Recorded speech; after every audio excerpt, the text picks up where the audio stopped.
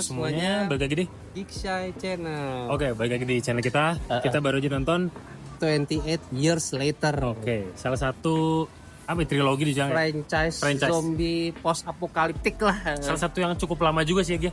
Semema lamanya karena jeda dari film kedua ketiganya sih. Ya, tapi kalau dihitung dari film pertamanya bener udah lama, udah 23 tahun. 2002. Iya, 2002. Ini tuh sebenarnya lagi 28 Years Later, berarti ada 28 Weeks Later. Yang sebelumnya? Ada sebelumnya lagi 28 Days Later. Bedanya 2002, 2007. Nah ini lumayan nih 18 tahun. Akhirnya baru ada lanjutannya. Agak unik. Tidak waktunya, nggak tahu kenapa ada alasan tertentu. Ya mungkin nunggu kreativitas yang ngumpul lagi, sama mungkin sekarang tren-tren film zombie post apokaliptik kan lagi naik daun tuh ya. Dari serial atau film-film World War Z kayak gitu-gitu, Resident Evil kan, yang walaupun dari game akhirnya sekarang bisa dibilang bukan yang memulai tapi punya style unik gitu sih ini. Jadi akhirnya ini Danny Boyle, kalau temen-temen tahu, itu sutradara pemenang Oscar ya yang Slumdog Millionaire, dia balik lagi.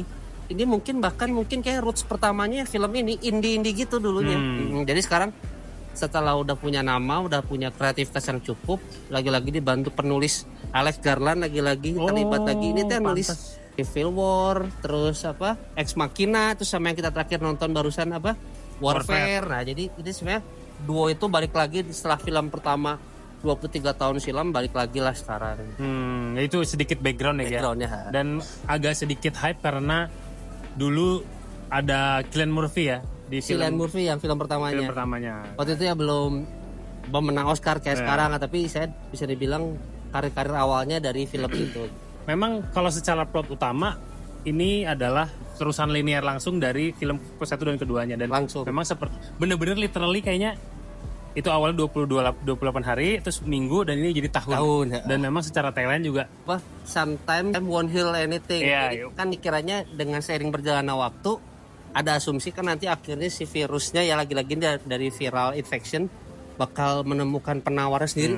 Ternyata enggak sih, ya udah aja jadi hilang aja peradaban ya, tanda kutip, jadi kiamat kecil gitu. Tapi uniknya film ini tuh sebenarnya ya hanya di Britania Raya aja. Dan secara setting memang dituliskan di situ Scotland ya. Scottish. Jadi mungkin sih UK lah ya, Britania Raya. Jadi di sini tuh aku sih lucunya mungkin agak menyentil gitu ya, bahwa Inggris tuh nggak selalu jadi pusatnya dunia ada sebenarnya.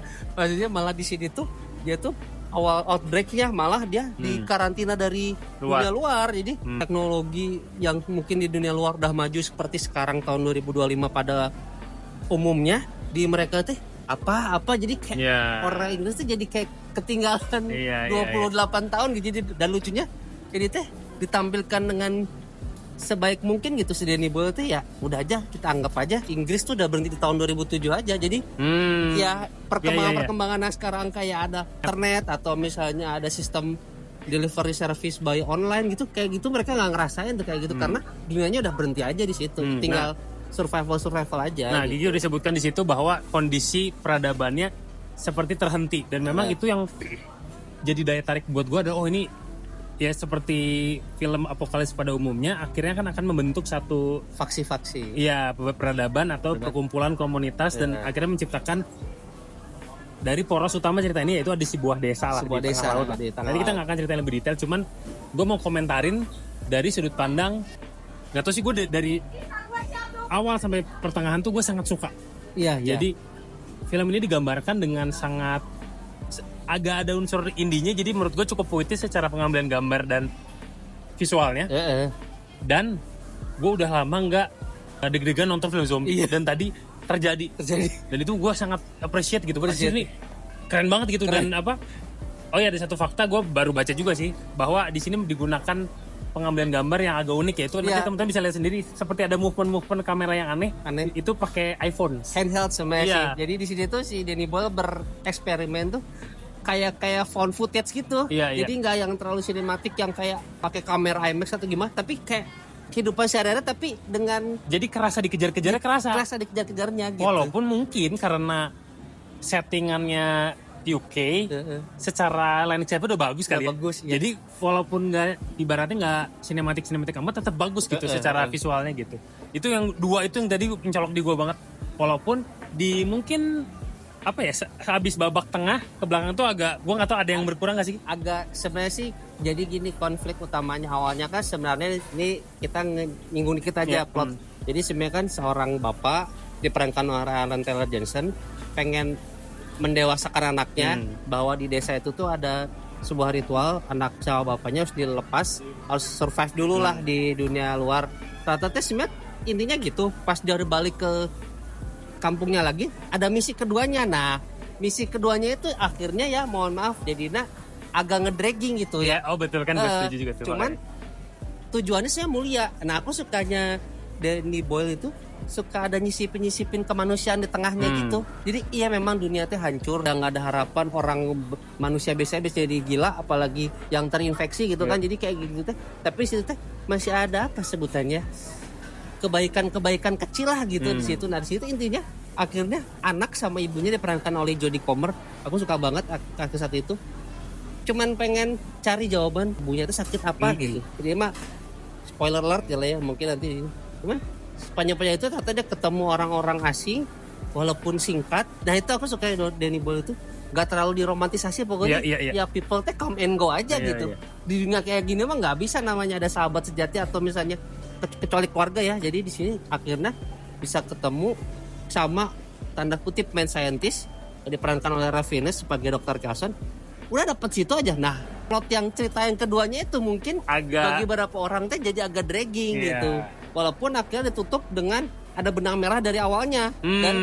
Dan konon katanya, correct me if I'm wrong, ini tuh akan jadi ada kelanjutannya lagi lah. Kita nggak tahu, mungkin jadi franchise lagi, tapi untuk sebuah trilogi tuh ini udah days, weeks, letters gitu. Jadi di sini tuh sebenarnya mau nutup gitu ya. Cuman dia ngebikinnya open kali ya. Open gitu. Jadi di sini tapi nggak sih ini pasti dilanjutin sih kayaknya. Lanjutin kalau ngeliatnya kayak gitu. Jadi sini tuh sebenarnya di situ sih ya mungkin Danny Boyle sama Alex Garland tuh mau menuntaskan cerita dari yang lamanya, dan bahkan spoiler alert ada juga muncul cameo karakter yang lama, tapi cuman sekilas dalam bentuk yang tidak bisa kita duga-duga sebelumnya. Di situ cuma muncul sebentar doang, dah. Dan di sini kayaknya sih mungkin kedepannya akan dilanjutin gitu. Kalau bagi beberapa orang mungkin agak dragging di situnya, cuman kalau kami sih senang banget pas dari depan sampai awalnya tuh padet banget, tense-nya dapat gitu. Paling sih salah satu produsernya Cillian Murphy aja sih. Walaupun kali ini dia tidak terlibat dalam artian sebagai pemerannya, cuman dia tetap di balik layar. Ya gimana lah, salah satu bentuk terima kasih Cillian Murphy lah, bahwa dengan film ini dimelejitkan nama dia gitu. Musik-musiknya British banget. Musiknya keren banget itu. Jadi tegak, kacau itu, nggak nyaman, tegangnya dapet. Kayak ada beberapa momen teh mungkin kalau bukan film zombie nggak pas gitu, tapi ini dimasukin lagu itu jadi pas gitu. Kayak bukan lagu serius tapi jadinya masuk gitu ya. Jadi masuk gitu.